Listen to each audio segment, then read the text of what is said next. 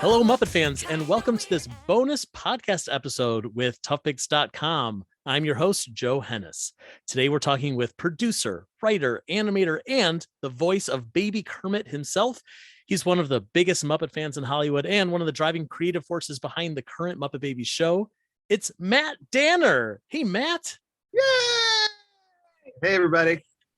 Hey, you get a lot of mileage out of that Baby Kermit, yay, don't you? Oh, yeah, everyone loves it, man. It's so funny. It's my kid goes to preschool now, so and they all know I'm Baby Kermit, so I get asked a lot of questions about it. The kids don't quite get yet how I could. It's more like I'm his friend, but the parents all find it very amusing when I come up. And That's I go, terrific. I'm here to pick up Leona for school today, and everyone goes, "Oh, you," and that's kind of fun.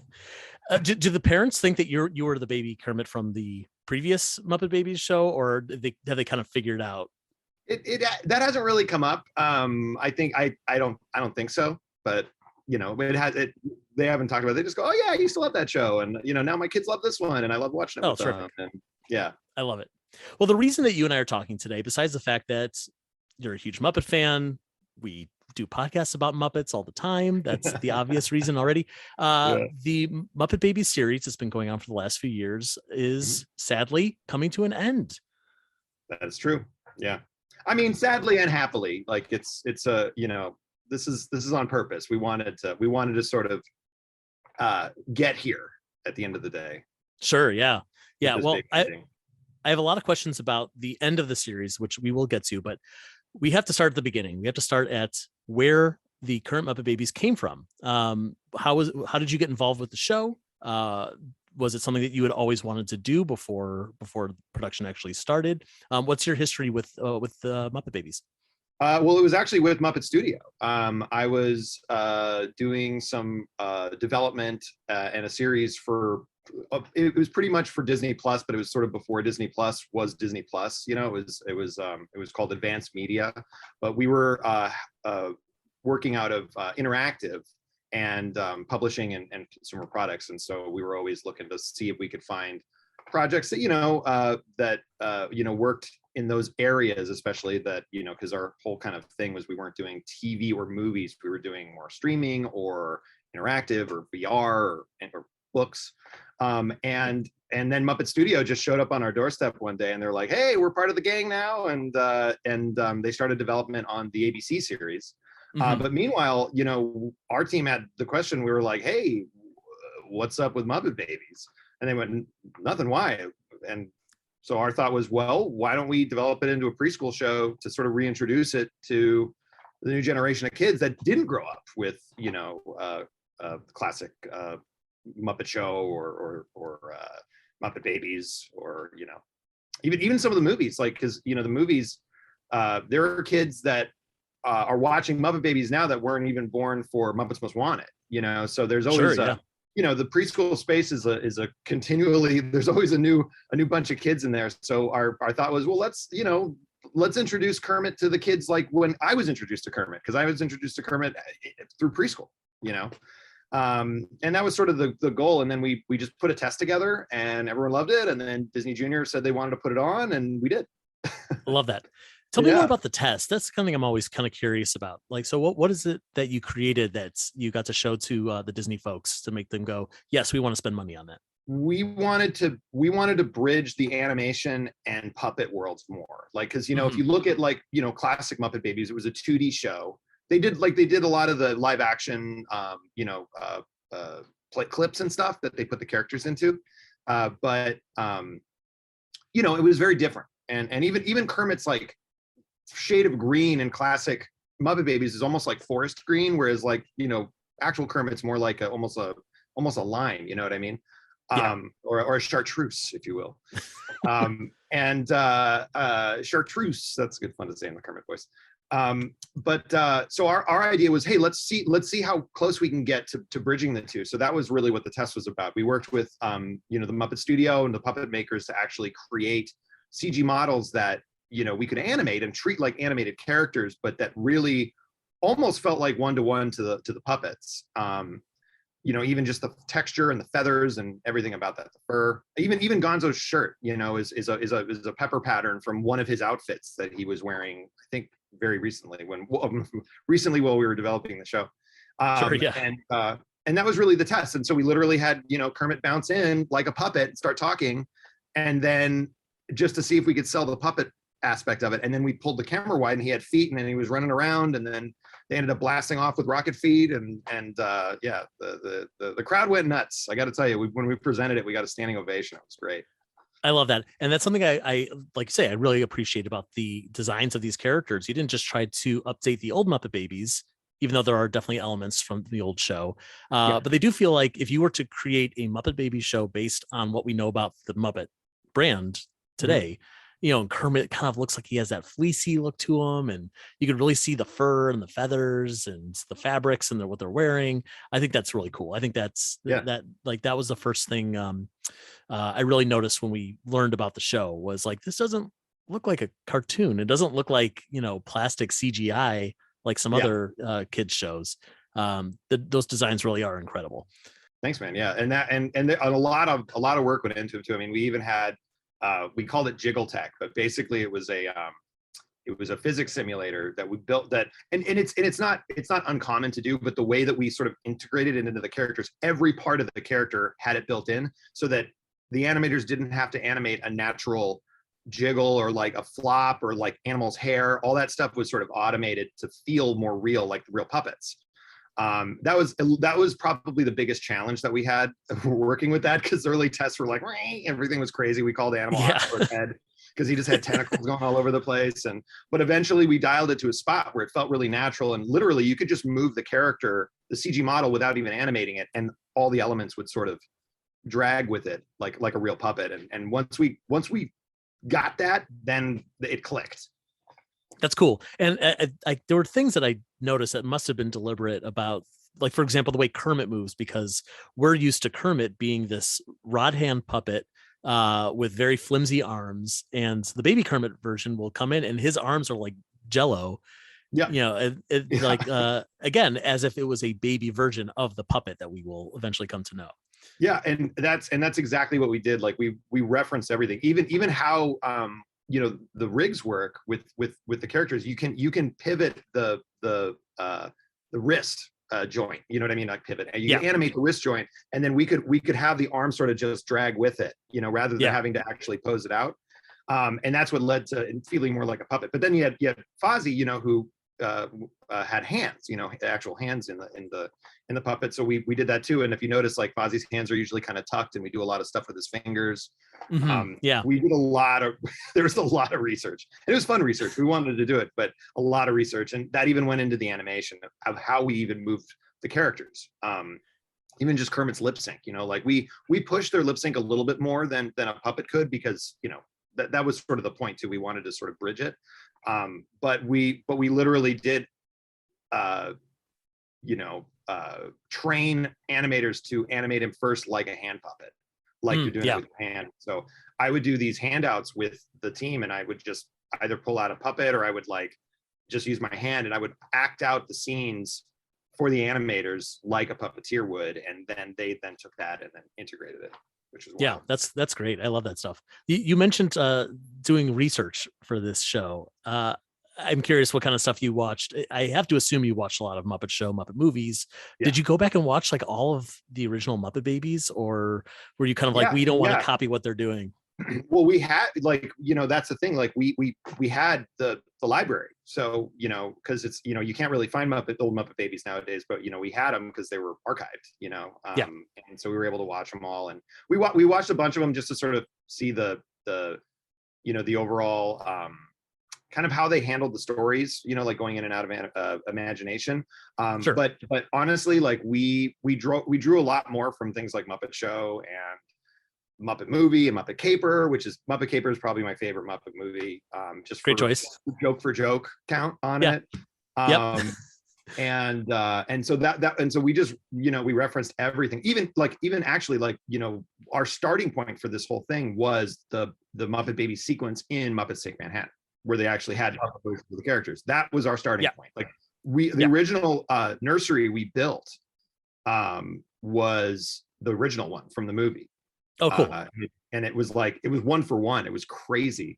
But unfortunately, it was just like, it felt really dated, it felt like a time capsule. So we're like, we got to, let's pull the carpet up. Let's, redo the hardwood floors. Let's paint the walls.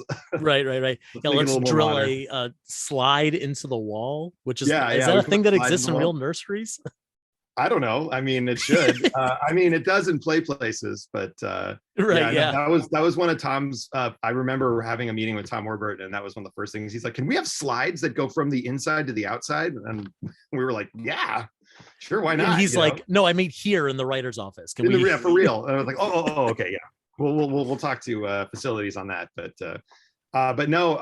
And part of the point of this show too was going outside, because in the original Muppet Babies they were sort of confined to the nursery, and since this was sort of like, they're not quite as young as they were in the original, we wanted them to be able to go outside, and because that's something that was sort of magical about the watching the Muppet movies for me, was like Kermit outside riding a bicycle, you know what I mean, Kermit and Piggy and Fozzie all walking down a street in New York, it was it just made it so much more real. And so that was, obviously we weren't going to do too much exploring in the outside world, but we definitely wanted to like get them out of the house.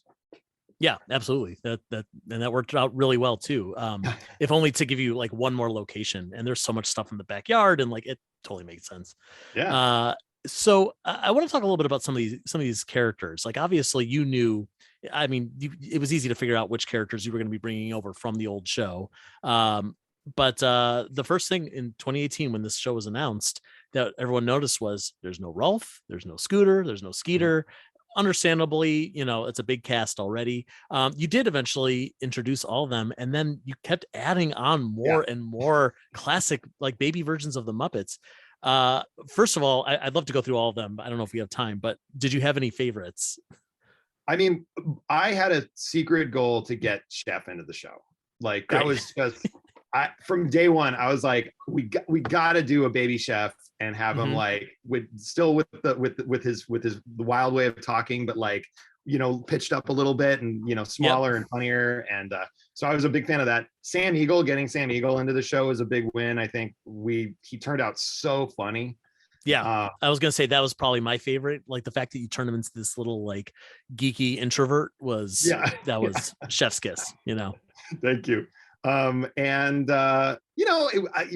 Sweetums in. I mean, like, I could just go down the list, but I can say, like, I know we started off small, but one of the reasons was just because, these, when we called them puppets, were so, they were tough to make. And so and to have so many characters on screen at once is also a big deal when it comes to animation and processing power and stuff. So we always knew we needed to start with a core cast, but then the plan was always to add a Muppet every time we had an opportunity to, and every time we got a new season, that's where, if you notice, like we went, oh boy, we got to add 6 more, and so that was the goal. But Sweetums technically counted as 2. Because he's so big and he has so many moving parts, like not unlike the real Sweetums, like he's a bigger puppet, with more complicated. And so, it came down to that as well. It's just, economy of producing a show on a schedule and trying to get as much as we could in there. Were there characters that you wanted to introduce that you never got around to? I know there was baby versions of a lot of Muppets, like kind of seen in the background as Easter eggs and picture frames. But I'm curious, if there were any that you were like, well, if we had one more season, we would have gone around to so and so. Yeah, I mean, I could just say, like, I think we would have loved to do an entire Electric Mayhem, Baby Electric Mayhem. I know we had the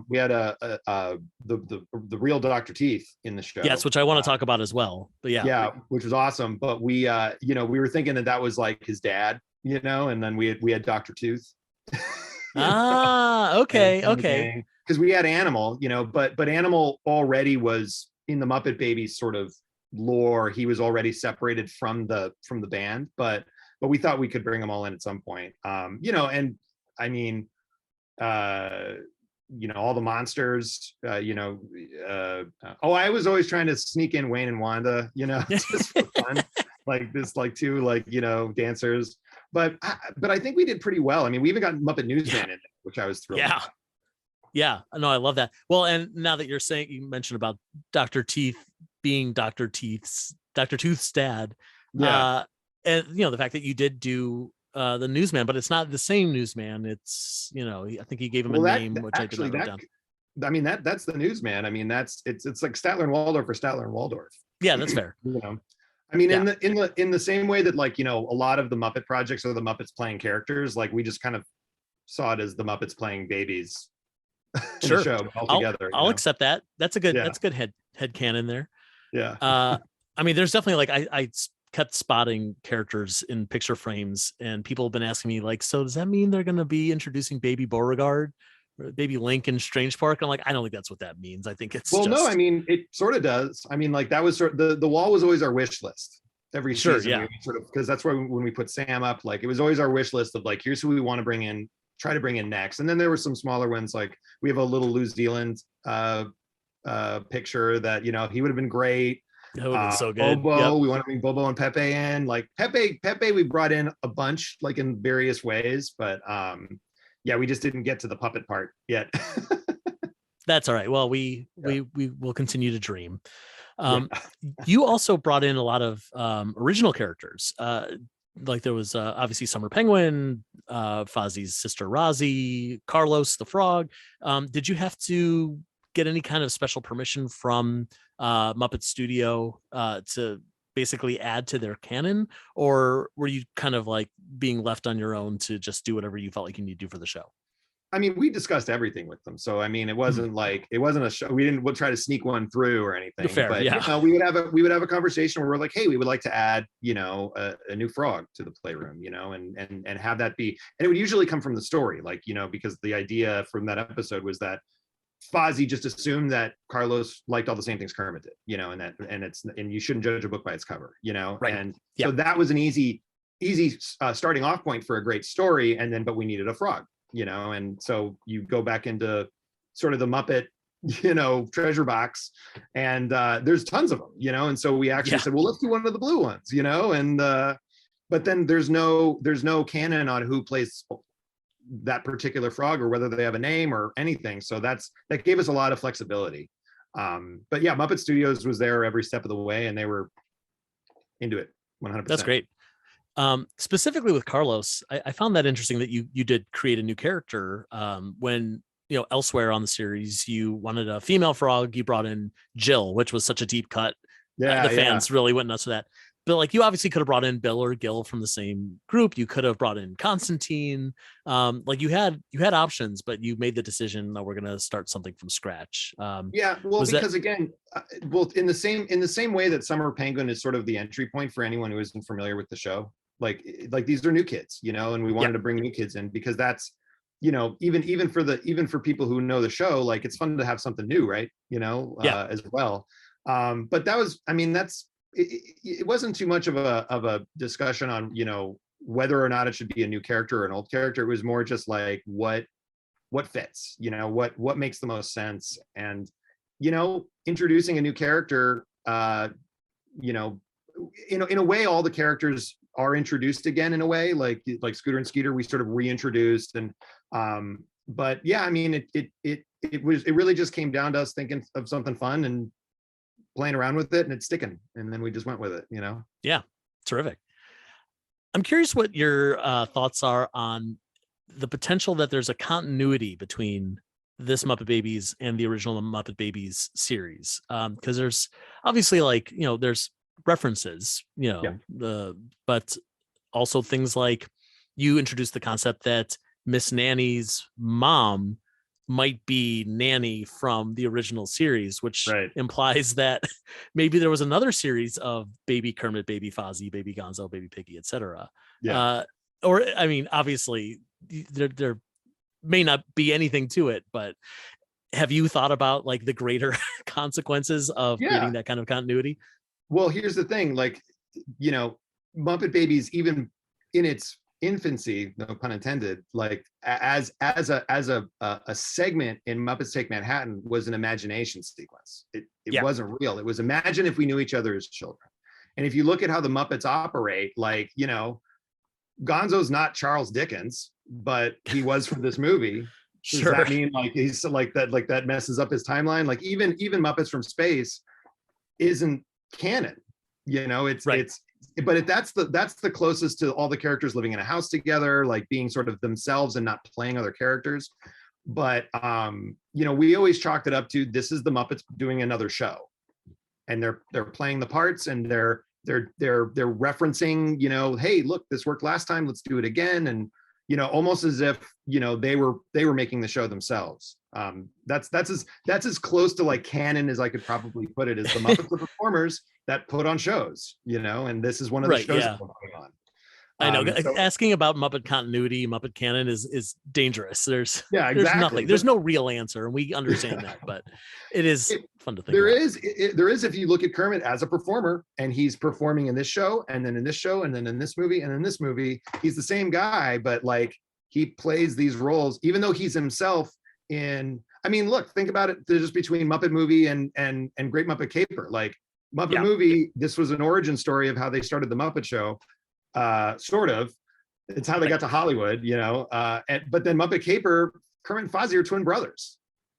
Well, right. I mean, both of those movies, to be fair, they have the premise that the Muppets within the movie are making a movie. You know, Muppet Movie, they're in the theater. Great Muppet Caper, they're breaking the fourth wall all over the place.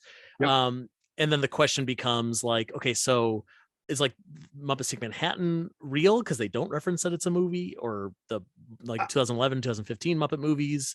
What about those? What about like the 2015 TV series? Like, are we considering that to be quote unquote real?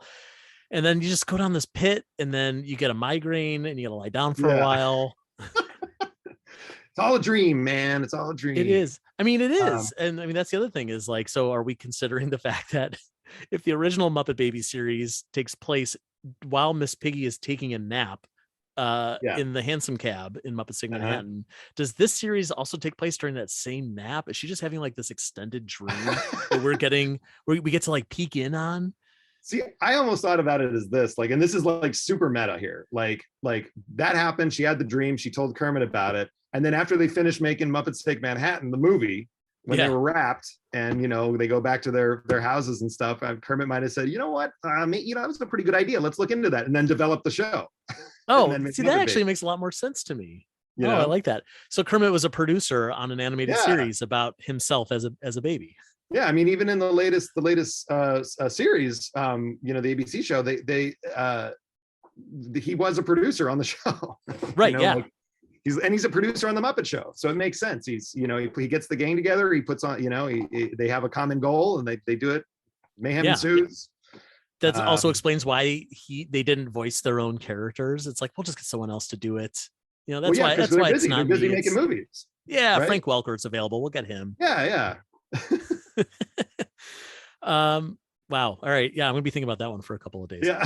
That's how we explained it to ourselves. This is not Muppet canon, but it helps if you think about it, because you know, if you just treat them like they're real people, it works. I mean, you have to, because like, even though you're doing, you know, new versions or baby versions of these characters, like they still have to exist in a world, and it's almost easier to find a way to fit it into the world that already exists than to like write a whole new rule book of you know, like what's continuity, what do they know, what do they not know? You know, when Baby Chef, you know, shows up at their doorstep, you know, are they gonna like, do we already have a relationship with him, or is it like some new guy that we can't understand, and hey, maybe when we grow up you can come hang out with us in the theater? Or you know, I mean, well, you know, Kermit was busy doing Masked Singer, and he was like, he didn't get into the writer's room that day, and they made a different creative choice. I mean, who knows? Right. It could be layered, you know, if you want. Yes. I also like the idea that you guys are getting something over on Kermit. like when Kermit was busy, we snuck in. We went in, snuck in some Muppets. Yeah, that's right. He'll be fine with it. He'll be fine. He will be fine with it. Or even if he's not, you know, it worked out in the end. Yeah. So we talked earlier about you guys getting the real Dr. Teeth to be on the show, and Bill Beretta and the puppet and all that, which is, first of all, incredible that you guys managed to do that, and second of all, definitely broke the minds of a lot of Muppet fans who were expecting this continuity that we're talking about, and now don't know how to put these things together. So Yep. for that reason, I'm very grateful that we're now saying Dr. Teeth's dad, Dr. Teeth. Yeah, I mean, maybe, but it maybe, hasn't yeah, been made right. yet, so it could be Yeah, anything. don't update the Muppet Wiki to say Yeah, he's Dr. like, I Teeth's fell dad into a is Dr. Teeth. babification machine, and now look at me. You know, who Sure. knows what happened. But you did get to work with actual puppets of the Muppet Babies characters, which was incredible for a series of Disney Junior interstitials. First of all, what was that like, getting to work with the puppeteers, working on your characters that you created? It was awesome. I mean, and the amount of admiration and respect that both teams had for each other was great too. Because I remember sitting next to Eric Jacobson, who plays Fozzie, adult Fozzie, and he was just talking about how awesome it is. He's like, wow, it's like I take my daughter to the store and there's Muppet stuff on the shelves, and it's stuff from like, and it's so wild, it's just happening, and it was just really great. Just just so nice and fun and warm overall. And then actually working with them, like kind of talking about how to play the Muppet Babies as Muppets. It was actually interesting because it felt like we were just comparing like Muppet nerd notes, where it's like we're saying, well, with Kermit, like, we're not doing a baby version. Like, we're not having him go like, oh, I'm a baby. We're not doing like we're just basically we're just trying to do whatever adult Kermit would do, and just pinch it a little bit and just squeeze it just a little bit so that he just sounds a little smaller. That's it. And Matt Vogel, who puppeteered Baby Kermit there, was like, he totally got it. And then we played around with some stuff, and then, he would play with the puppet and I would do the voice while he was doing it. And then it was wild. And then we just, got to town shooting, and we had real kids, which was like, at one point I had to kind of stop and go like, I can't believe I'm doing this. Like, this was like the dream that I had as a kid of like being on Sesame Street or on the Muppet Show or like anything like that, where I just wanted to be part of this thing, and watching the kids react to the puppets as well was just amazing. Like, it was just, I want to say magical, but I don't want to say magical, but it was magical. I get it. It is magical. Yeah. It gave me all so the wait, feels. were you throwing your voice live for that stuff, or was it like so how did that during work? rehearsal we would talk it out, and like and I would say like, here's how I would probably read it, and then Vogel would do an impression of that, and then Gotcha. And then we would go in and then loop the characters in afterwards. Okay, that makes sense. Yeah. Where are those puppets now? Like, if like used for that one project, they just got put in a shelf. They're in a vault somewhere. No, I think they're with all the puppets. They're they have a very and now I've seen a little bit of it, like the storage area, but they have like a storage area when things aren't live, where the Muppets can sort of stay in cryogenic stasis and not get, as they say, crunchy. Crunchy is like sort of when the material starts to degrade a little bit, or they really take care of them, like, and then if the need arises to pop the puppet out, you make a phone call, they send a guy down to the vault, and they bring him out. Tell me more about this storage facility. I'm only asking for national treasure reasons. Right. So maybe I don't know, they had to blindfold me. No, but there's because there's the studio where they make all the puppets and everything. But yeah, they have a I think it's in New York. Where they built the original Muppets. I think it's on site. I mean, great. I mean, I'm glad that they did something with them. I mean, if only to preserve them, because it would be a shame to like build those puppets, use them for this one project, and then never have a reason to bring them out again.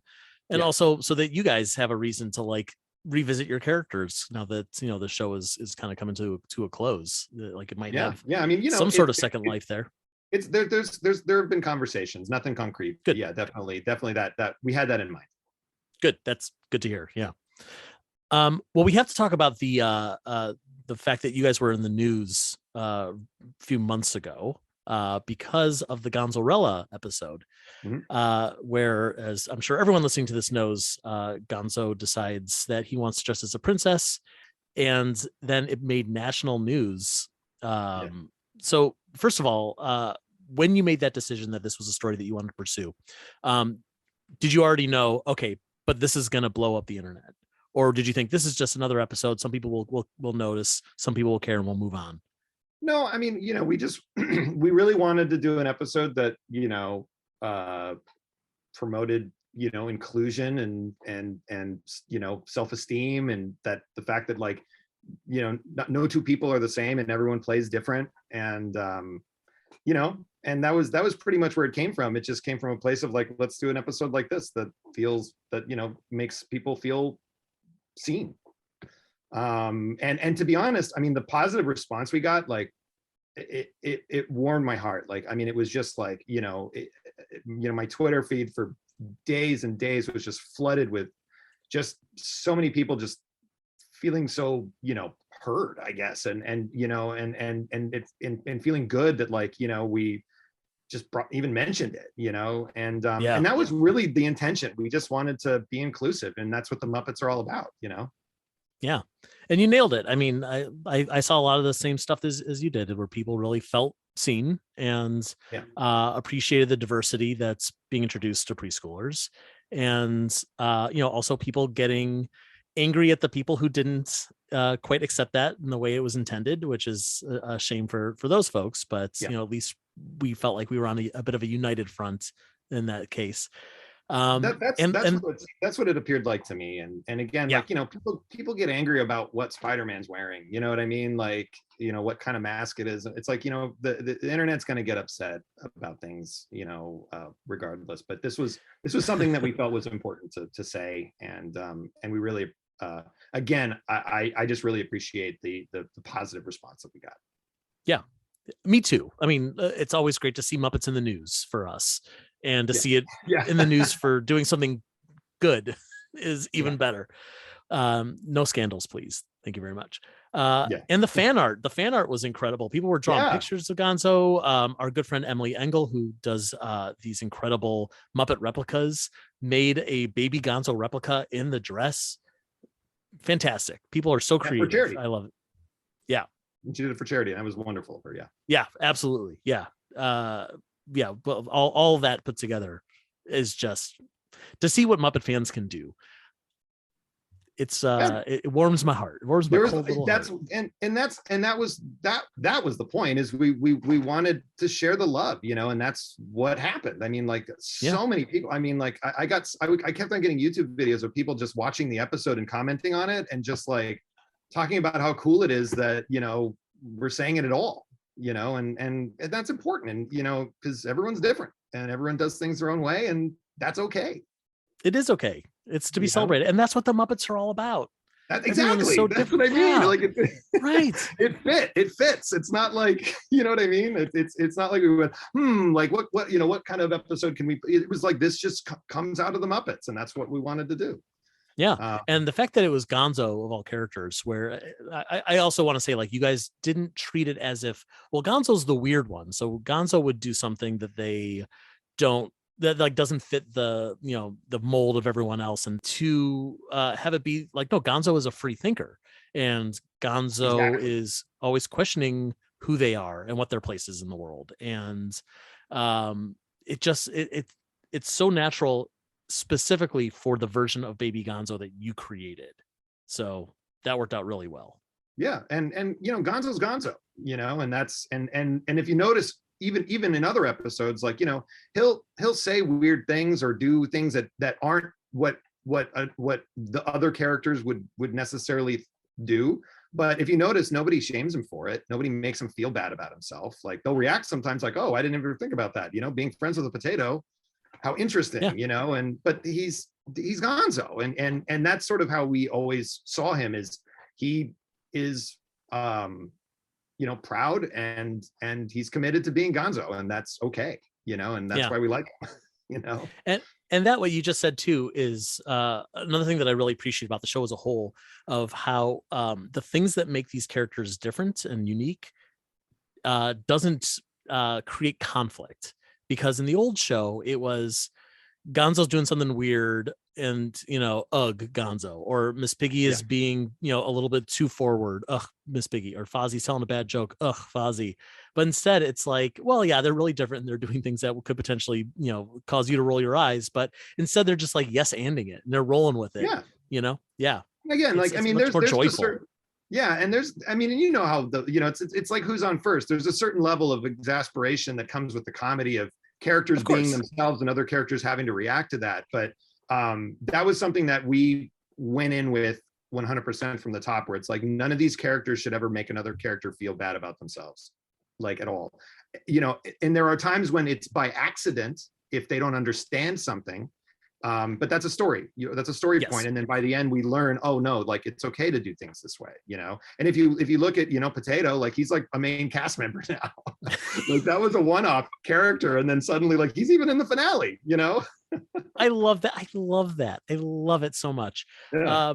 And actually, I mean, that's something to talk about too, is like all these little things that you kind of peppered in the series. One of my favorite things is the chickens. I love that Camilla's a real chicken, or chick, you know, in she's the like, show. she's like, yeah, she's like chickish. Yeah. Right. But then you introduce Priscilla and Beep and Patch. Is Patch the name of the fourth one? Yes, Patch. Yeah, Patch and the bad eggs. Yeah, and like, you know, it's like now there's this little you know, Greek chorus of chickens that's just always kind of there, because I'm sure you introduce it in 1 or 2 episodes, and it's like, screw it, we'll just keep putting them in. Well, no, like yeah, and the funny thing is like, and then if you notice as the show goes on, more and more chickens show up. Like we made these cow chickens, you know, when there was like we did so good, like a cattle wrestling episode, and like yeah, and they kept on, again, they keep on growing. But like similarly with the frogs, like, you know, Camilla has a name and most of the other chickens around her don't, and so we just asked, like, can we create some characters out of these? And Muppet Studio was like, go for it. Great. You know, and it was awesome. And you know, Tom you know, he was really adamant about it, especially with Beep. He's like, I want a chicken that just sounds like a car horn. And we went, okay, why not? You know, yeah, it's Muppets, right? Yeah, exactly. What I'm hoping for next is we get to the point with a current adult Muppet project where they bring in one of the elements that you've introduced in the show, like to have, you know, a chicken that sounds like a car horn, or, you know, like who is grown up Rozzy, you know, like who knows, maybe she's hysterical, because we never got to a point where adult Skeeter made an appearance outside of the, you know, the comic book that came out, you know, 15 years ago, which is a shame, because like that was a great opportunity. That was what a great character she could have been. And you know, still could. Yeah, still could. You know? You're right. There's still Muppet stuff. It's still coming. You know, we were just trying to add to the pile, man. We're like, let's go. Like here's some, you know, and also bring in it, you know, introduce it to a new audience too. So now that we're getting to sort of the end of the road of this version, there's a whole world for them to explore on Disney Plus, you know, where they can go check out classic Muppet Show. You know, they could check out the Muppet movie. Muppet Haunted Mansion just came out, you know, and I watched it with my kid, and she knew all the characters already because she watched the show that we made, you know. It worked out great. Yes. You know? So what you're saying is your Muppet Babies is a gateway drug to harder Muppets. It's a gateway experience. I'll put it to you that way. Yeah, but it's a way to introduce people to the world, and if they like it, they can hang around, you know. I think there's a lot of people who felt that way about the original Muppet Babies. You know, that was the thing that they grew up with, and they went, wait, there's more? Where they're puppets? Where they're doing a variety show? Where they're doing movies? You know, now they're lifelong fans. And to that point too, I'm really grateful that that Muppet Babies was popular enough to create so much merchandise, because I'm a firm believer that one of the ways that you really foster fandom is by making sure that there's stuff for people to find, for them to stumble on. You know, there's a cool shirt or a toy or whatever it is, and it kind of enters the culture that way. And for some reason, the Muppet Show brand of Muppets have always struggled with getting merchandise onto shelves. I'm sure, you know, like you go to Disneyland and you're like, this is the time, like Muppets are here, and you know, Disney owns them, and like maybe you'll find a shirt, maybe you'll find a Christmas ornament, and that's kind of it. But Muppet Babies has been keeping the merchandise out there. There's no, I mean, I got, like, these guys are in every Disney store, like everywhere. So, I mean, and I got them all over the place. But I'm sure you do. It's just by proxy. But no, I mean, it really worked out that way. And again, I mean, you know, and things have cycles. So, you know, like I said, we're you know, heading toward the ends of this version, but you know, we just feel like it shows that, you know, there's there's a lot of energy here, and there's there's definitely more to come.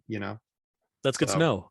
Yeah. So let's talk a little bit about the end of the thing that we've been avoiding talking about this whole time, but the end of Muppet Babies. Yeah. So at what point did you make the decision that we're going to be ending at the end of this season or in a year from now or whatever it is? Well, I mean, we were in our third season, which was a larger run, by the way, like, because we did season 1 and season 2, which were about the same, and then season 3 was almost like a double order. Right. And we got to a point where we told a lot of the stories we wanted to tell. We introduced most of the characters we wanted to introduce. I mean, I could always say like, oh, if only we got it,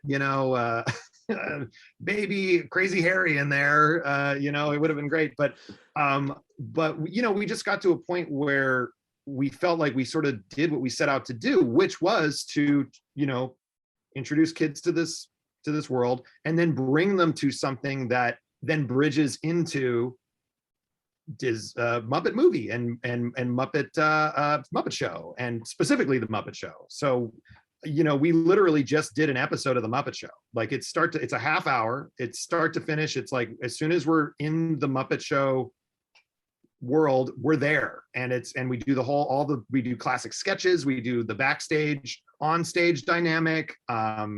We reference how a Muppet Show would be written, and wrote it almost exactly the same way. So that, as a kid, you're watching this and you see this, and now you're in that mindset. Suddenly you can just pop over and watch a classic episode of the Muppet Show, and it makes perfect sense, and that was always the goal. That's always what we set out to do, was to sort of bring kids into that world.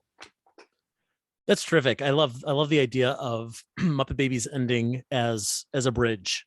Maybe it's even that like we can't do Muppet Babies anymore because they're not babies anymore. Like they've grown up just enough to now the point that they're now doing the Muppet Show. Yeah. It was the next logical step, Absolutely.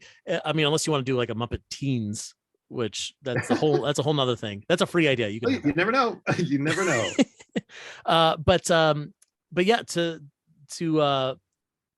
create the bridge for the characters, for the audience. I mean, I love the fact that you are supporting the brand as a whole, as opposed to the show as a whole. I mean, there's more to Muppets than Muppet Babies. And the fact that you're doing this extended homage to the Muppet Show, which I know the folks at Muppets and the puppeteers and the fans have all been kind of screaming for, like, bring back the Muppet Show. Yeah, and you did it. You made one. But yeah, finally, amazing. Someone did it. Yeah, someone had to, right? Right.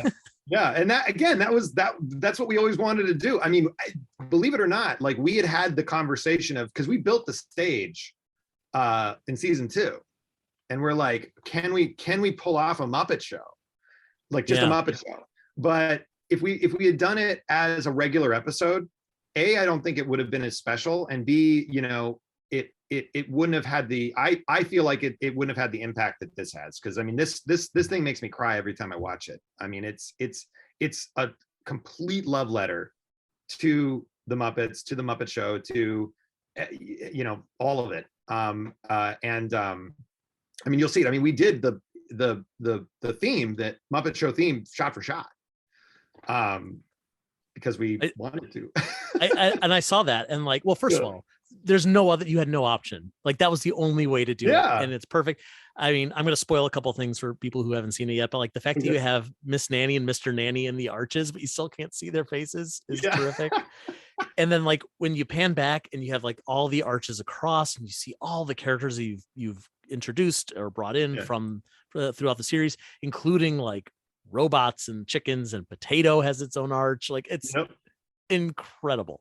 There's one Muppet in there that wasn't in the show. That's all. Oh, really? Yeah. Oh, I'm gonna have to pause. All right, well, that's an Easter egg for everybody. Yeah, go find that. Go watch it. Yeah, that's terrific. That was our studio mascot. Okay. Making the show. Little Easter egg just for you. It was partially an Easter egg for the crew, but it's so yeah, it was this one was for us. But you'll see it's really funny. That's cool. Yeah, I'll definitely look for that. And then I'm happy to do a follow-up to tell you the story behind the character. Okay. Deal.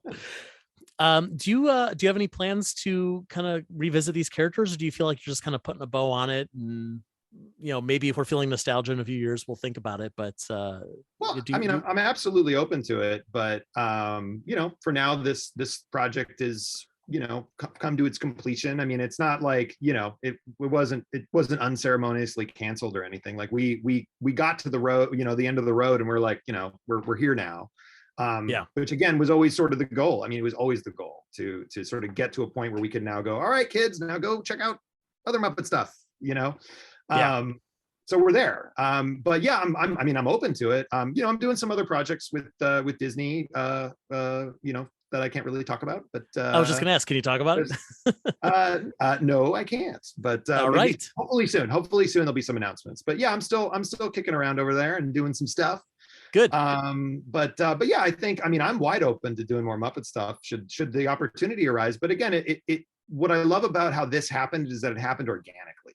It wasn't us going, hey, we got to do this, because we have to do this. It was like, it all sort of happened on its own, like not on its own, but like, like suddenly, oh my gosh, our next door neighbors are Muppet Studio and we're a development team, and we, Disney wants us to develop stuff. And so we started asking them questions, and we got a little project to play with, and here we are. And it all happened extremely organically, and the amount of support we got was just amazing. And I mean, it was a great experience. Like I'm sad it's over, but I'm also happy how it ended. I'm happy how it went. Like this is always going to be a very fond memory for me, and it changed my life. Like I never would have thought like, hey, I'd come out of this with an Emmy. You know what I mean? Like that's nuts. Like for doing a voice too, because I'm a director. I'm a writer director. Like I make right. cartoons, and like I've always done voices, but being able to like step in those shoes and do it and then be recognized for it is just magical, And I think I hope there's more awards in the future. Like we've gotten a few, and we've gotten lots of nominations, and we're up for some Annies this year, the animation awards. Nice. For Gonzarella. So we'll see how that goes, but it's all very positive, man. Like I dig it. It's great. It gives me the warm fuzzies. You know what I mean? Does it feel weird knowing that as far as I know, you're the only performer who's won an Emmy for performing Kermit? Is that true? I think so. I don't think Jim Henson must have won some Emmys, right? Like he definitely won a lot of Emmys, that's for sure. Yeah. But maybe not for performing. I don't know Kermit? if he's ever won one for performing. Oh boy. Or Matt Vogel for that matter. Well, I mean, you never know. You never know. Well, don't let it go to your head. No, I believe me, I won't. Every day I look at that thing and I'm like, someone's gonna come here and take it. They're gonna say, like, we made a mistake. Give us that back. We'll replace it with a chocolate one. Yeah. Right. Well, so Matt, first of all, thank you so much for joining me for this chat. Thank you. Yeah, this is fun. Grateful that we got to revisit Muppet Babies, talk about the fact that it's ending. I hope everyone out there is going to check out the finale, as well as like going on to Disney Plus and watching a whole bunch of old episodes, because they're always there. They're going to be there forever. Yeah. Yep. And so will these. These will be there forever. That's true. Well, where can people find you so that when they want to find out what you're working on next, they will be able to get that news? Twitter's the best. It's just at Matty Danner, Matty with a Y. That's sort of where I, see what's going on in the world more or less, and and tweet jokes and promote things, and have relationships with other fine individuals such as yourself. Oh, thank you so much. Yes. Yeah. No, I love it. Glad to know you on the socials. There's a community. It's really nice. I like it. And again, there too, everyone's so supportive and friendly. Like, I've received a lot of love on that space as well. And again, I can't tell you how much I appreciate it. So, and that's another thing. It's like I hope that this shows the community how much I appreciate it and how much we appreciate them, because literally we did this episode for everyone. Like it's especially Muppet fans. Like I'm telling you, you're gonna watch it and you're gonna go, oh, like this, it's the Muppet Show. Like it's the Muppet Show. Fantastic. And, I think everyone's gonna really dig it. Great. Well, thank you for that. Thank you for the homage. Thank you for creating such a terrific show. Thank you for being a wonderful Muppet baby yourself. Well, thank you very much. I'll get Kermit up here. Thanks for having me. Yay! Thank you, Baby Kermit and Matt Danner. Thank you. And for one last time, go bye-bye. Go bye-bye. Yeah. That's the original one, but I had to do it.